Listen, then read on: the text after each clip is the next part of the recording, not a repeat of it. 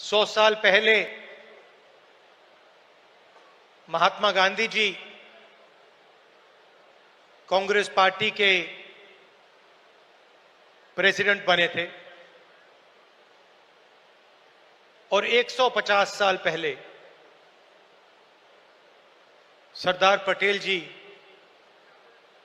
इस धरती पे पैदा हुए थे। गांधी जी, सरदार पटेल जी ये कांग्रेस पार्टी के फाउंडेशन है, कांग्रेस पार्टी की नींव है।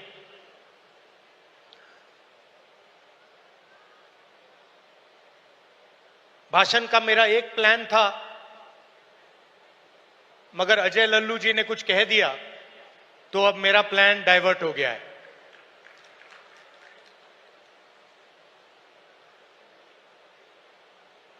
अभी उन्होंने कहा कि मैं पिछड़ों के लिए, दलितों के लिए, आदिवासियों के लिए, गरीब लोगों के लिए काम कर रहा हूं। वो सच है, मगर उन्होंने बात जोड़ी कि आने वाले समय में लोग मेरा नाम याद करेंगे और जैसे ही ये शब्द उनके मुंह से निकले तो मुझे एक बात याद आई।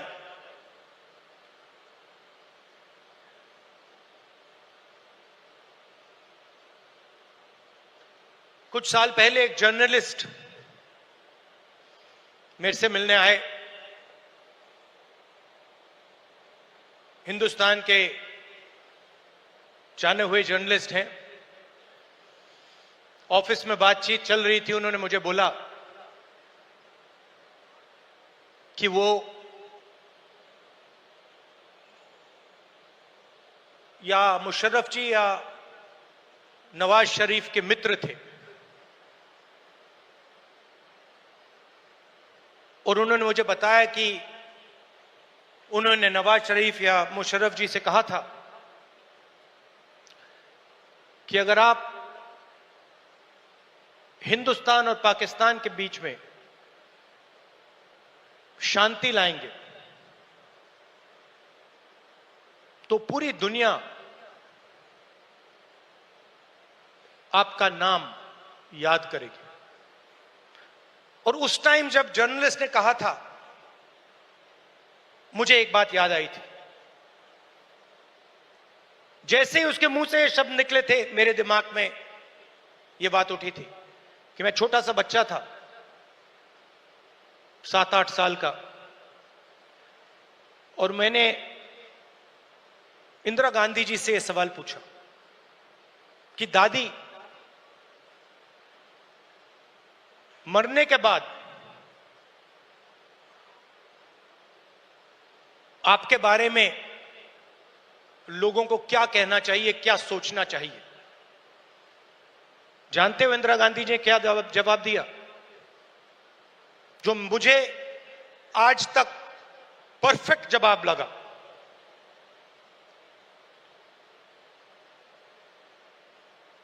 उन्होंने कहा, राहुल, मैं अपना काम करती हूं, मरने के बाद लोग मेरा क्या सोचें क्या ना सोचें मुझे कोई फर्क नहीं पड़ता है। मुझे इंटरेस्ट अपने काम से है और अगर पूरी दुनिया मेरे मरने के बाद मुझे भूल जाए वो भी मेरे लिए मंजूर है, अगर मैंने अपना काम पूरा किया। तो यही मेरी सोच है। लोग क्या सोचेंगे क्या नहीं सोचेंगे मुझे कोई फर्क नहीं पड़ता। सच्चाई क्या है और मुझे क्या करना है वो मैं करना चाहता हूं।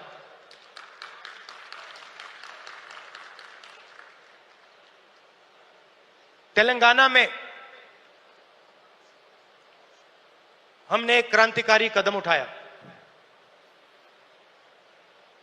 जाति जनगणना।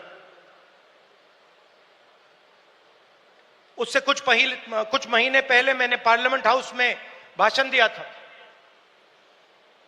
मोदी जी के सामने कहा कि मोदी जी आप जाति जनगणना कराइए, देश को मालूम होना चाहिए इस देश में दलित कितने हैं,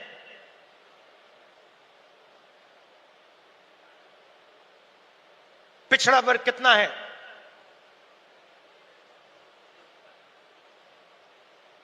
अति पिछड़ा कितना है, अति दलित कितने हैं,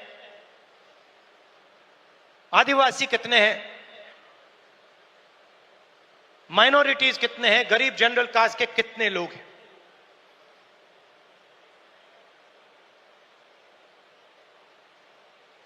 और मैं सिर्फ जाति जनगणना के पीछे नहीं था। जाति जनगणना एक कदम है। मुझे यह पता लगाना था कि इस देश में किसकी कितनी भागीदारी है। उस समय मैंने कहा था कि देश का एक्सरे होना चाहिए, पता लगाना चाहिए कि जो हमारे दलित, आदिवासी, पिछड़े वर्ग के लोग धूप में काम करते हैं, मजदूरी करते हैं, क्या सचमुच में ये देश उनकी इज्जत करता है? क्या सचमुच में ये देश उनको जगह देता है? ये मेरे दिमाग में सवाल था। मोदी जी ने, आरएसएस ने साफ कह दिया हम जाति जनगणना नहीं करेंगे,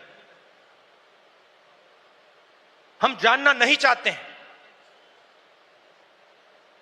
हम समझना नहीं चाहते हैं, हम लोगों को बताना नहीं चाहते हैं कि इस देश में दलितों को, आदिवासियों को, पिछड़ों को, गरीब जनरल कास्ट को, माइनॉरिटीज को कितनी भागीदारी मिलती है। हम छुपाना चाहते हैं। और वहां मैंने सामने बोल दिया कि आप छुपाइए जितना छुपाना है। लोकसभा में, राज्यसभा में हम कानून पास करेंगे, आपके बिल्कुल सामने कानून पास करेंगे, जाति जनगणना यहीं से निकालेंगे। तेलंगाना में किया और आप हैरान हो जाओगे। रेवंत रेड्डी जी ने बोला मगर डिटेल में नहीं गए। और मैं जानता हूं कि जो तेलंगाना की हालत है वो इस देश के हर प्रदेश की हालत है। तेलंगाना में 90% आबादी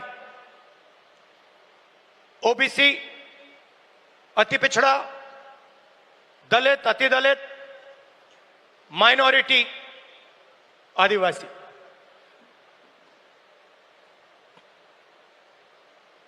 तेलंगाना का कॉर्पोरेट सेक्टर देखिए, मालिकों की लिस्ट, सीईओज की लिस्ट, सीनियर मैनेजमेंट की लिस्ट, 90% में से आपको एक व्यक्ति नहीं मिलेगा।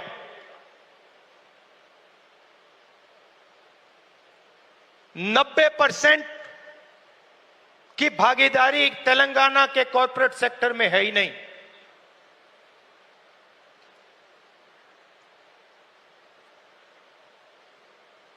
आजकल 21वीं सदी में मजदूर को गिग वर्कर कहा जाता है। वो घरों में खाना ले जाते हैं, घरों में खाना पकाते हैं, पिज्जा ले जाते हैं, अमेज़न की डिलीवरी ले जाते हैं, धूप में ले जाते हैं, सड़क पे मरते हैं। तेलंगाना में उनकी लिस्ट निकाली, सारे के सारे या ओबीसी या दलित या आदिवासी। अब तेलंगाना में जाति जनगणना ने एक बिल्कुल नया औजार दिया है। तेलंगाना में हम सचमुच में विकास का काम कर सकते हैं। तेलंगाना में हम पिन पॉइंट एक्यूरेसी के साथ भागीदारी के बारे में हर सेक्टर में आपको बता सकते हैं। और मैं खुश हुआ कि जाति जनगणना होने के एकदम बाद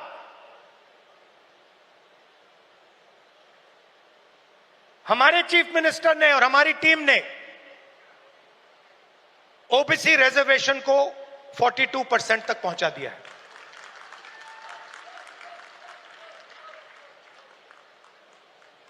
हम सुपर पावर की बात करते हैं, मगर जब धन की बात होती है, भागीदारी की बात होती है, कॉर्पोरेट इंडिया की बात होती है, चाहे प्राइवेट अस्पताल हो, प्राइवेट एजुकेशन सिस्टम हो, 90% उसमें है ही नहीं। मोदी जी 24 घंटा पिछले वर्ग की बात करते हैं, दलितों की बात करते हैं, आदिवासियों वनवासियों की बात करते हैं, वो उनको वनवासी कहते हैं। मगर जब उनकी भागीदारी का सवाल आता है, जब उनके पार्टिसिपेशन का सवाल आता है, तो बीजेपी के लोग बिल्कुल चुप हो जाते हैं। तो ये तेलंगाना ने एक क्रांतिकारी कदम उठाया है और पूरे देश को रास्ता दिखाया है। और मैं फिर से दोहरा के कह रहा हूं, इस स्टेज से आप सब के साथ कह रहा हूं कि 50% की जो दीवार है, इसको हम पूरे देश में तोड़ के परे कर देंगे।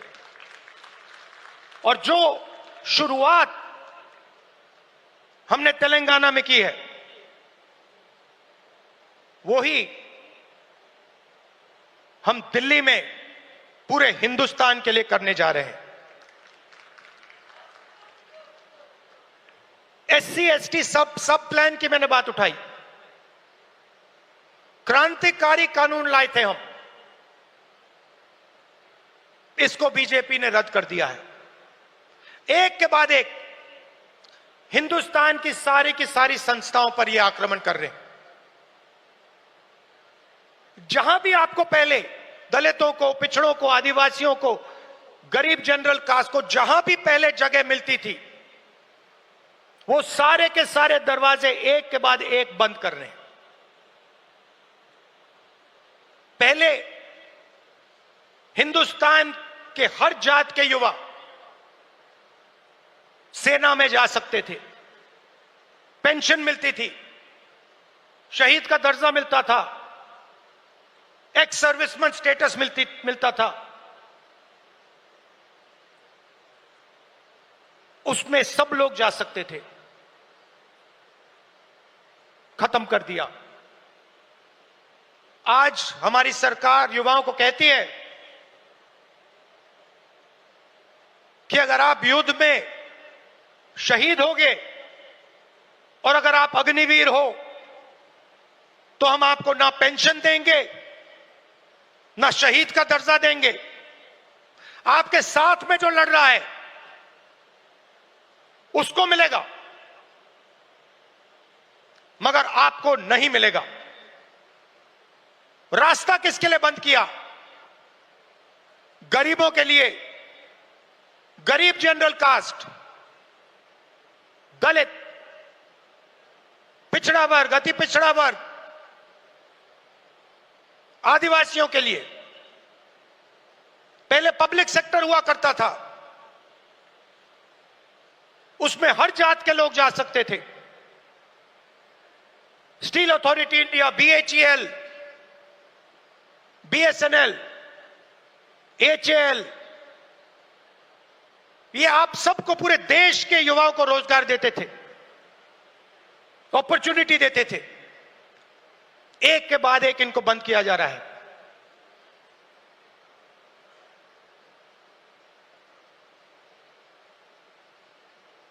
और किसको दिया जा रहा है? अदानी और अंबानी को। आप अदानी जी की कंपनी की लिस्ट निकालिए, मैनेजमेंट टीम की लिस्ट निकालिए, अंबानी जी की मैनेजमेंट टीम की लिस्ट निकालिए, बाकी कॉर्पोरेट्स की मैनेजमेंट लिस्ट निकालिए, आपको एक दलित, एक आदिवासी, एक पिछड़ा वर्ग का नहीं मिलेगा। तो 90% का कुछ बचा ही नहीं। 90% के लिए मजदूरी, बेरोजगारी, और हिंदुस्तान के सारे airport, ports, defence industry, cement industry, जो भी चाहते हैं अदानी जी को। छत्तीसगढ़ में माइन चाहिए, बस्तर में माइंस चाहिए, मिलेंगी। झारखंड में माइंस चाहिए, बिहार में माइंस चाहिए, मिलेगी। बंबई का एयरपोर्ट चाहिए, ले लो। लखनऊ का एयरपोर्ट चाहिए, ले लो। डिफेंस इंडस्ट्री चाहिए, ले लो। HAL को परे करो, BHEL को परे करो, बनाओ जो बनाना है। तो सारा का सारा धन, सारी की सारी अपॉर्चुनिटीज 90% से छीनी जा रही है। पहले नरेंद्र मोदी अमेरिका गए, याद है आपको? गले लगे थे, याद है? इस बार गले लगने वाली फोटो देखी आपने? देखी? कहां गायब हो गई? राष्ट्रपति ट्रंप ने ऑर्डर दिया, जिनको मोदी जी अपने मित्र कहते हैं, ऑर्डर दिया, सुनो, इस बार गले नहीं लगेंगे, इस बार नए टैरिफ लगाएंगे। चू तक नहीं निकली, आज तक गायब है। जनता का ध्यान वहां ना चला जाए तो पार्लियामेंट में 2 दिन ड्रामा चलाया। मगर सच्चाई है कि आर्थिक तूफान आने वाला है। कोविड आया था, नरेंद्र मोदी जी ने थाली बजवाई, मोबाइल फोन की लाइट दिखवाई। अब आर्थिक तूफान आ रहा है, सामने है। करोड़ों लोगों को नुकसान होगा। 50 साल से सबसे ज्यादा बेरोजगारी आज है। कहां गए नरेंद्र मोदी? कहां छुप गए हैं?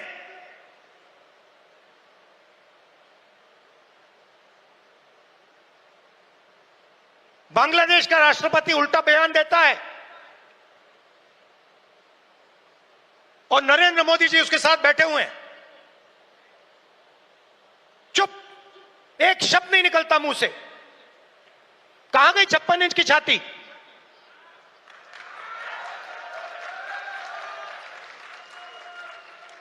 जब प्रधानमंत्री को कहना था, इंदिरा गांधी से एक बार किसी ने पूछा, डू यू लीन लेफ्ट और राइट? मतलब आप दाएं लीन करती हैं, बाएं लीन करती हैं? इंदिरा गांधी जी ने कहा, मैं हिंदुस्तान की प्रधानमंत्री हूं, मैं ना दाएं लीन करती हूं ना बाएं लीन करती हूं, बीच में सीधी खड़ी रहती हूं। ये हमारे जो नए प्रधानमंत्री हैं, ये सीधा सामने मत्था टेक देते हैं। सच्चाई है हिंदुस्तान की, और विचारधारा की लड़ाई है।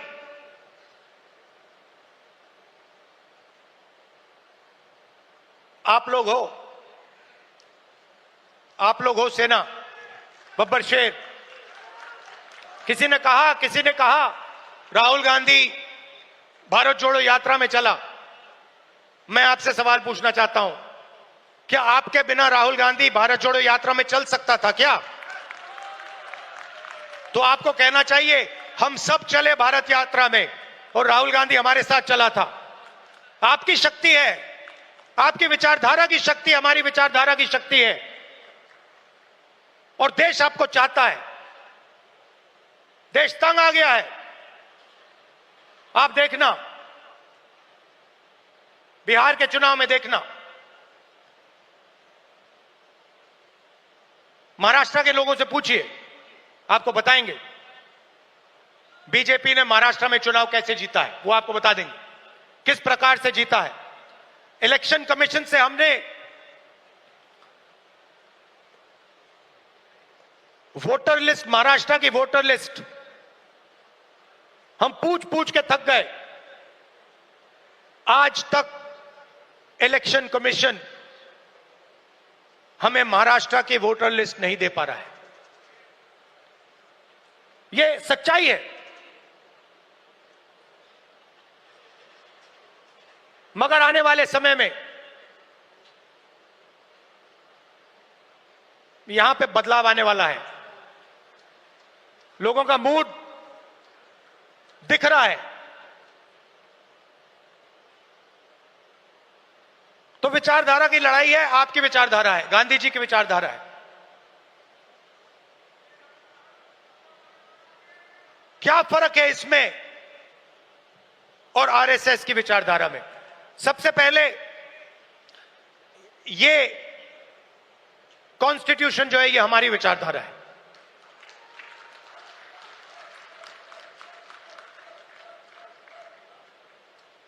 इसमें गांधी जी की, अंबेडकर जी की, पटेल जी की, बुद्ध भगवान की, नारायण गुरु जी की, गुरु नानक जी की,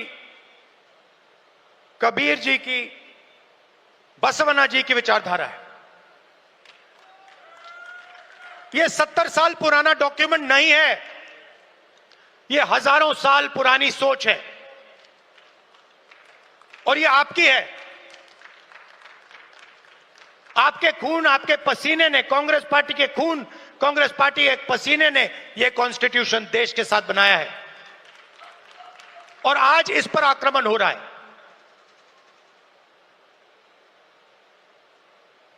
संस्थाओं पर आक्रमण होता है। अग्निवीर, अदानी अंबानी को देश का पूरा धन, यह सब कॉन्स्टिट्यूशन पर आक्रमण हो रहा है। कॉन्स्टिट्यूशन में कहीं नहीं लिखा है कि हिंदुस्तान का पूरा धन 2-3 लोगों के हाथ में होना चाहिए। कॉन्स्टिट्यूशन में कहीं नहीं लिखा है कि हिंदुस्तान की हर संस्था में एक संगठन आरएसएस के लोग होने चाहिए। इस कॉन्स्टिट्यूशन में कहीं नहीं लिखा है कि हिंदुस्तान की सब यूनिवर्सिटीज के वाइस चांसलर आरएसएस के होने चाहिए। इस कॉन्स्टिट्यूशन में कहीं नहीं लिखा है कि हिंदुस्तान की दूसरी भाषाओं को, तमिल को, बंगाली को दबाया जाना चाहिए। कहीं नहीं लिखा है। मगर आरएसएस और बीजेपी रोज इस कॉन्स्टिट्यूशन पर आक्रमण कर रहे हैं, और इनको सिर्फ कांग्रेस पार्टी रोक सकती है, बाकी पार्टियां नहीं रोक सकती हैं। आप देखना, क्योंकि यह विचारधारा की लड़ाई है। जिस पार्टी के पास विचारधारा नहीं है, क्लैरिटी नहीं है, वो बीजेपी, आरएसएस के सामने नहीं खड़ी हो सकती। जिस पार्टी के पास विचारधारा है, वो ही आरएसएस और बीजेपी का मुकाबला कर सकती है और वो ही आरएसएस और बीजेपी को हराएगी। और आजादी से पहले एक बात याद रखिए, भूलिए मत, आजादी में हम सिर्फ अंग्रेजों से नहीं लड़े थे, हम अंग्रेज और आरएसएस की विचारधारा के खिलाफ लड़े थे। ये सारे जो आरएसएस के लोग हैं, इनकी विचारधारा फ्रीडम स्ट्रगल की विचारधारा नहीं है। जिस दिन कॉन्स्टिट्यूशन लागू हुआ था, जिस दिन यह किताब लिखी गई थी, उस दिन इस कॉन्स्टिट्यूशन के खिलाफ आरएसएस ने रामलीला मैदान में इस कॉन्स्टिट्यूशन को जलाया था। सालों के लिए इस कॉन्स्टिट्यूशन में लिखा है कि हमारे देश का जो झंडा है वो तिरंगा होगा। सालों के लिए आरएसएस ने तिरंगा को सलूट नहीं मारा था। यह सच है। आज जो भी कहें, उनकी विचारधारा कॉन्स्टिट्यूशन के खिलाफ है। वो लोकतंत्र को खत्म करना चाहते हैं, वो हिंदुस्तान की सारी संस्थाओं को कंट्रोल करना चाहते हैं और अंबानी अदानी को हिंदुस्तान का पूरा धन पकड़ाना चाहते हैं। और हमारी विचारधारा कहती है कि यह देश हर जात का, हर धर्म का है, हर भाषा का है।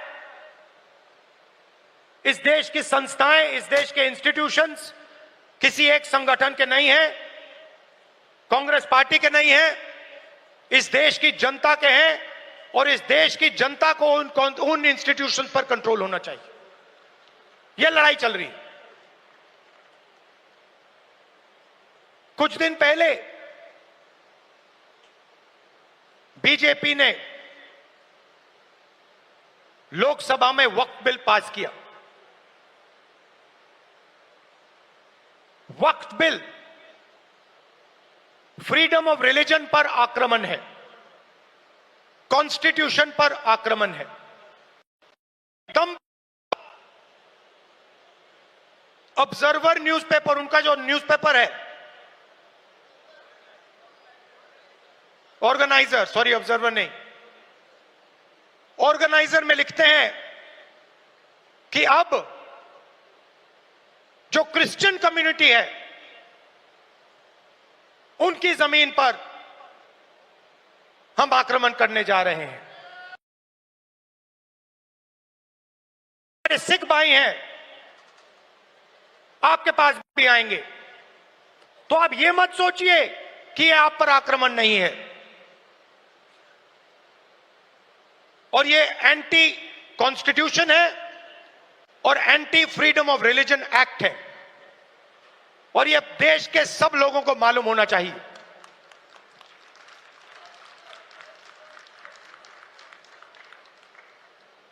तो हम चाहते हैं कि हर कम्युनिटी, हर धर्म, हर भाषा को इस देश में इज्जत मिले, रिस्पेक्ट मिले, जगह मिले। हम चाहते हैं कि यह देश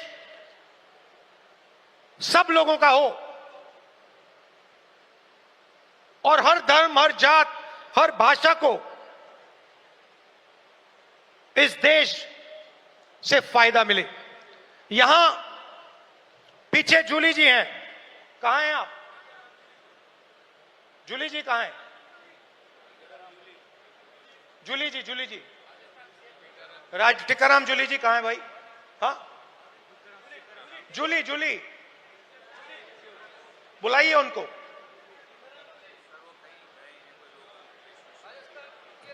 अच्छा, टिकाराम जूली हमारे सीएलपी हैं राजस्थान के।